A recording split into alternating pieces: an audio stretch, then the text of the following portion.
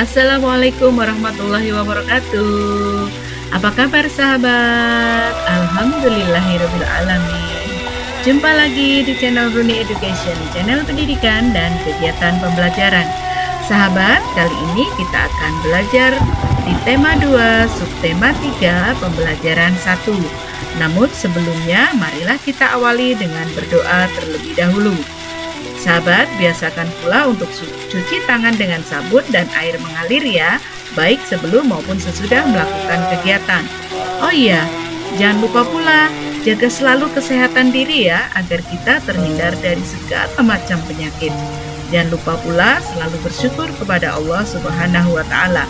Baiklah sahabat, untuk lebih jelasnya lagi, ayo kita simak tayangan pembelajaran berikut ini.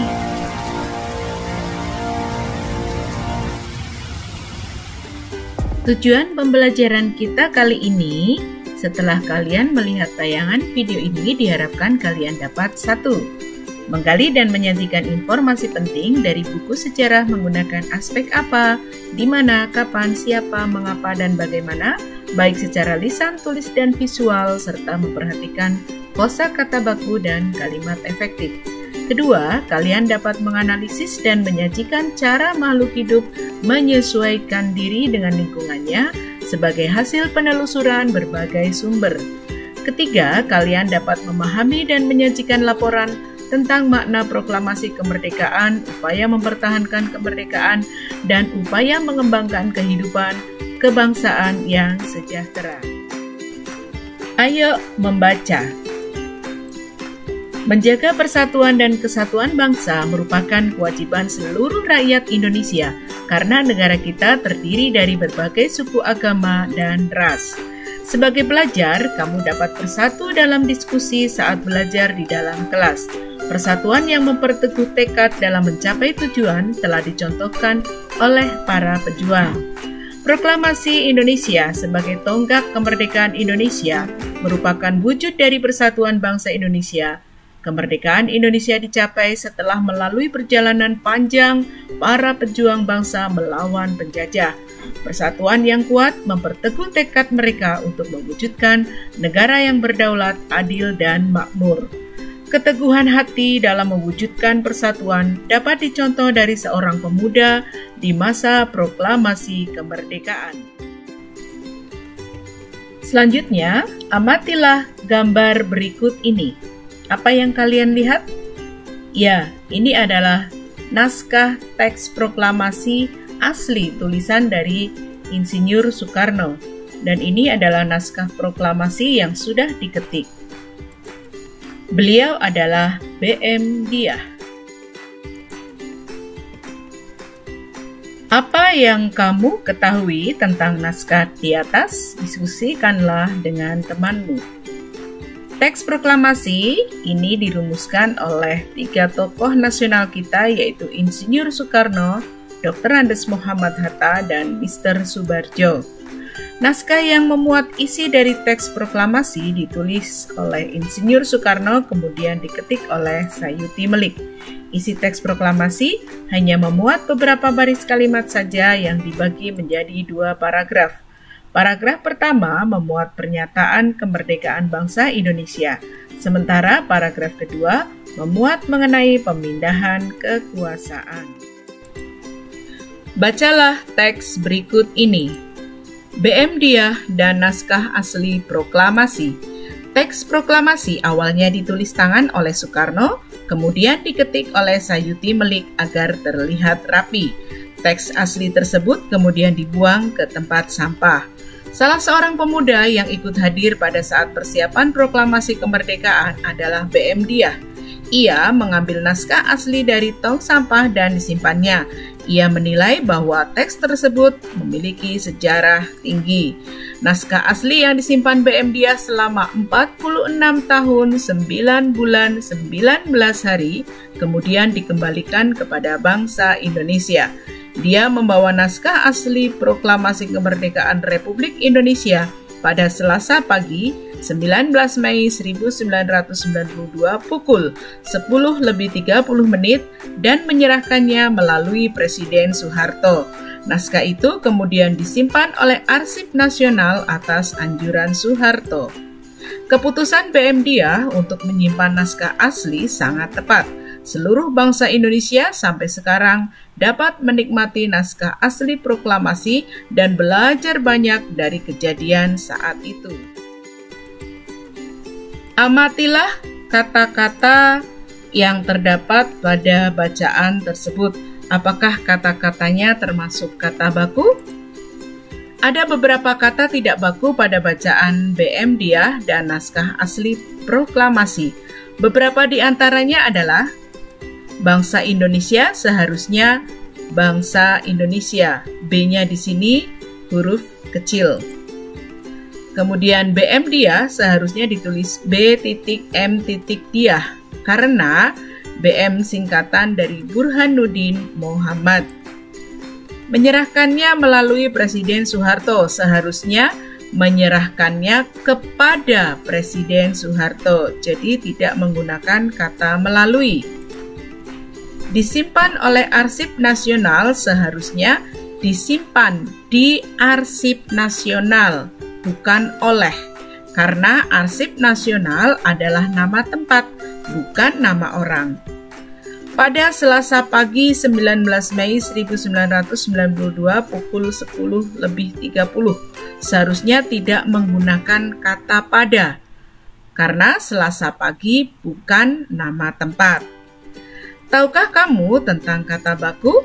Kata baku adalah kata yang digunakan dalam situasi resmi. Penulisan dan pengucapannya sesuai pedoman ejaan yang disempurnakan atau EYD. Dengan menggunakan buku EYD, tentukanlah apakah kata-kata yang terdapat pada bacaan tadi adalah kata baku. Selasa pagi. Nama hari ditulis dengan huruf kapital.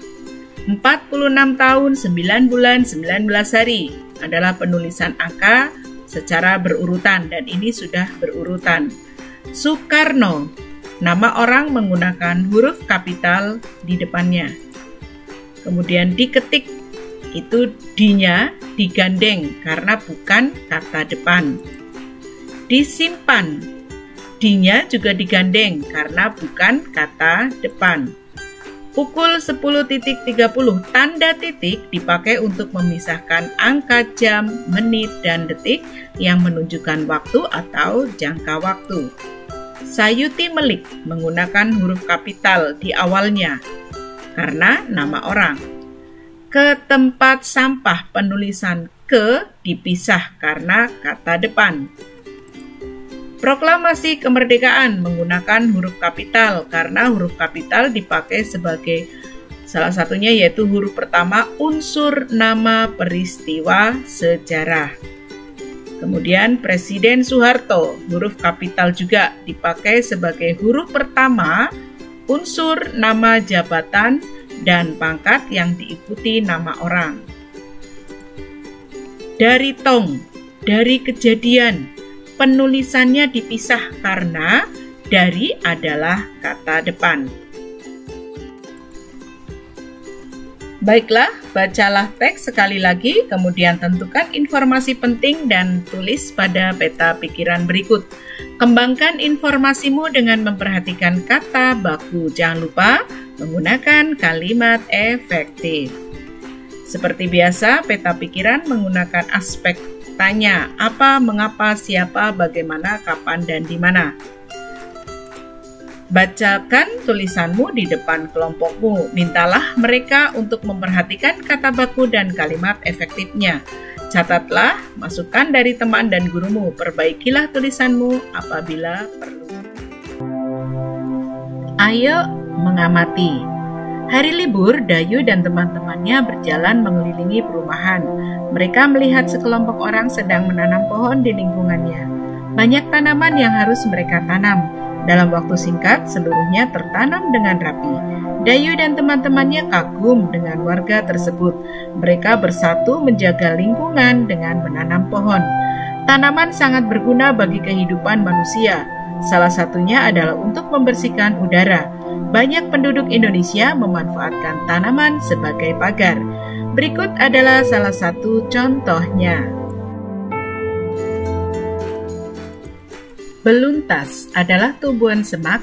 Tumbuhan ini bercabang banyak, berusuk halus, dan berbulu banyak.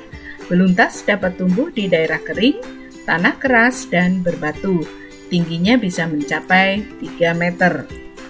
Dengan habitat dan ciri fisiknya tersebut, beluntas banyak dimanfaatkan sebagai tanaman pagar. Banyak rumah-rumah menggunakan beluntas sebagai pagar hidup. Keong sawah atau tutut hidup di perairan dangkal yang berdasar lumpur. Keong sawah banyak hidup di sawah, rawa-rawa, pinggir danau, dan pinggir sungai kecil. Keong sawah berguna untuk membersihkan lumut di kolam ikan. Keong membersihkan lumut atau rumput yang biasanya tumbuh mengambang di atas air.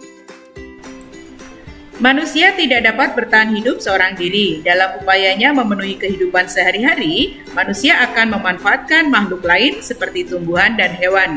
Baik tumbuhan maupun hewan, keduanya sangat dibutuhkan oleh manusia untuk memenuhi kebutuhan hidupnya seperti sebagai bahan pangan, bahan sandang, obat-obatan, dan sebagainya. Berikut adalah manfaat hewan bagi manusia dan lingkungannya. Yang pertama yaitu sebagai bahan pangan, seperti daging ayam, telurnya, kemudian beberapa jenis daging dari hewan-hewan ternak, dan ikan. Sebagai bahan sandang, contohnya adalah dari ulat sutra, ini dijadikan kain sutra. Kemudian ada domba atau biri-biri, diambil bulunya untuk dijadikan wol. Kemudian sapi, kulit kambing bisa dijadikan menjadi jaket.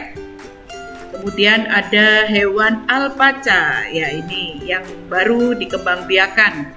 Bulunya sangat halus, bisa juga dijadikan jaket atau baju penghangat. Kemudian sebagai pupuk kandang. Nah, ini ada kotoran sapi, bisa dijadikan pupuk kandang, dan kotoran kambing. Selanjutnya, digunakan sebagai bahan obat-obatan. Manusia sering mengkonsumsi hewan di bagian tertentunya untuk menyembuhkan penyakit. Nah, bagian-bagian itu adalah seperti bisa pada ular, ya, ini untuk bahan pengobatan. Cacing tanah yang digunakan untuk pengobatan penyakit tipus. Kemudian ada kerang laut atau siput laut, ini diambil ekstraknya untuk mengobati diabetes. Kemudian minyak ikan, bisa jadi ikan salmon, ikan hiu, ikan cod, ini untuk penambah nutrisi ya, tambahan nutrisi. Dan di ikan hiu ini hatinya bisa untuk melindungi kulit dari segala macam penyakit seperti kanker kulit ya. Kemudian hewan diambil tenaganya, kerbau untuk membajak sawah, keledai untuk mengangkut barang-barang yang tidak terlalu berat, kemudian kuda ini juga untuk alat transportasi bisa, kemudian untuk mengangkut barang juga bisa, menarik delman dan sebagainya. Kemudian sebagai bahan kerajinan, nah ini ada wayang kulit dibuat dari kulit sapi atau kulit kambing. Kemudian ini ada tanduk kerbau, ya, tanduk kerbau sebagai hiasan dinding.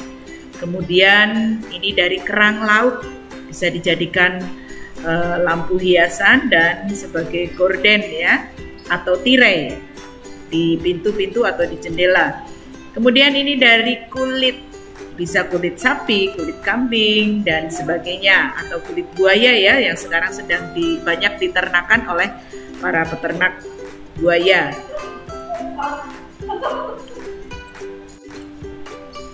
Selanjutnya adalah manfaat tumbuhan bagi manusia dan lingkungan. Yang pertama, tumbuhan sebagai penghasil oksigen. Hutan, terutama hutan ya. Hutan itu adalah penghasil oksigen terbesar di dunia atau sebagai paru-parunya dunia. Kemudian bahan pangan. Beberapa tumbuhan yang digunakan untuk bahan pangan bisa diambil dari daunnya, batangnya, akarnya, bunganya, kemudian sayur buahnya, bijinya, dan umbinya. Banyak sekali macam dari tumbuhan yang dimanfaatkan sebagai bahan pangan. Pasti sahabat tahu kan untuk bisa menyebutkan jenis bahan pangan selain yang ada di sini. Kemudian tumbuhan sebagai bahan sandang. Ini ada kapas ya. Bisa juga digunakan kapuk sebagai pengganti kapas dan beberapa serat tanaman lain yang bisa digunakan sebagai bahan sandang. Sahabat bisa mencarinya secara mandiri ya. Selanjutnya manfaat tumbuhan sebagai bahan kerajinan. Ini ada jenis perabotan yang terbuat dari kayu, ini terbuat dari bambu, dan ini juga dari kayu. Mungkin juga sahabat bisa menyebutkan yang lain ya, yang dari serat eceng gondok, serat kelapa, dan sebagainya. Kemudian sebagai bahan bangunan. Bahan bangunan dibuat untuk rumah tentunya. Kemudian dibuat sebagai pupuk kompos. Ya, ini dari sisa-sisa sayuran atau daun-daun kita olah menjadi pupuk kompos. Selanjutnya adalah tumbuhan dimanfaatkan sebagai bahan industri. Di sini ada tanaman karet ya, getah karet ini untuk membuat ban dan sebagainya. Kemudian ada getah pinus untuk membuat terpentin dalam industri cat. Kemudian ada kelapa sawit untuk industri minyak goreng.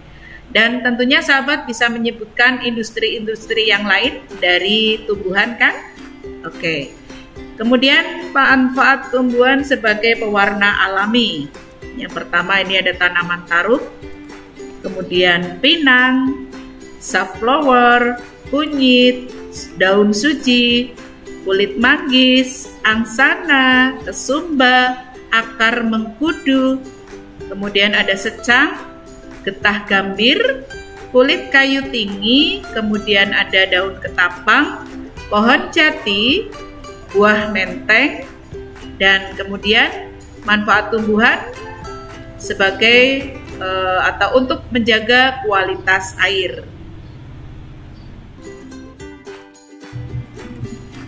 Selain untuk menjaga kualitas air, tumbuhan juga sangat penting dalam menyediakan habitat bagi sejumlah besar hewan spesies yang berbeda.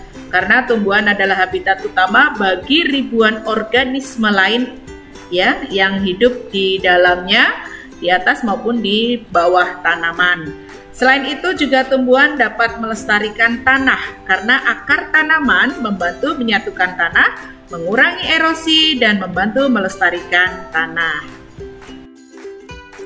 Baiklah sahabat, dalam kelompok silakan kalian berjalan mengelilingi halaman atau lingkungan sekolah. Pilihlah salah satu jenis tanaman dan hewan, kemudian amatilah habitatnya. Tuliskan manfaat hewan dan tumbuhan tersebut bagi kehidupan manusia. Masing-masing 5 jenis ya. Hewannya 5 jenis, kemudian tumbuhannya juga 5 jenis. Kemudian habitatnya di mana? Di darat, di air. Kemudian manfaatnya apa saja dijelaskan juga. Jangan lupa setelah dikerjakan, kumpulkan kepada Bapak dan Ibu guru kalian masing-masing. Sahabat, setelah proklamasi kemerdekaan, bangsa Indonesia menjadi bangsa yang merdeka. Merdeka dari segala bentuk penjajahan. Setiap warga negara berhak untuk menikmati kemerdekaan tersebut. Namun berkewajiban pula untuk menjaga kemerdekaan. Kemerdekaan yang diraih dapat mewujudkan rakyat yang makmur dan sejahtera karena mereka bebas berkarya dan menambah wawasannya. Amatilah gambar berikut ini. Gambar tersebut mencerminkan rakyat yang sejahtera. Mereka menikmati kemerdekaan dengan memperoleh kebebasan dalam melakukan pekerjaan dan memperoleh pendidikan. Apa pengaruh kemerdekaan bagi para petani atau pedagang? Apa pengaruh kemerdekaan bagi pelajar? Apa pula yang harus dilakukan rakyat agar sejahtera? Diskusikanlah jawabanmu dengan kelompokmu. Tulislah 3 kegiatan yang dapat kamu lakukan agar kamu berhasil sebagai pelajar.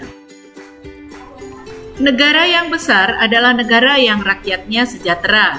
Agar sejahtera, kita wajib bahu-membahu melaksanakan kewajiban kita agar tujuan tercapai. Negara yang sejahtera dapat terwujud apabila rakyatnya bersatu, bekerja keras mencapai tujuan. Ayo kita renungkan sejenak. Apa yang kamu pelajari dari kegiatan hari ini? Hal menarik apakah yang kamu pelajari? Mengapa? Kerjasama dengan orang tua. Apakah kamu memanfaatkan tanaman dan hewan untuk kehidupanmu? Bagaimana habitat mereka? Sampaikan pengamatanmu kepada gurumu. Hai. Bagaimana sahabat untuk pembelajarannya kali ini? Semoga menyenangkan ya dan kalian lebih mudah memahaminya. Sahabat, apabila kalian mengalami kesulitan, tanyakanlah pada Bapak Ibu guru di sekolah kalian masing-masing atau kepada Ibu dan Bapak di rumah. Oh iya, terima kasih ya untuk perhatiannya. Jangan lupa selalu ikuti terus channel Ruti Education untuk melihat tayangan pembelajaran selanjutnya. Terima kasih. Wassalamualaikum.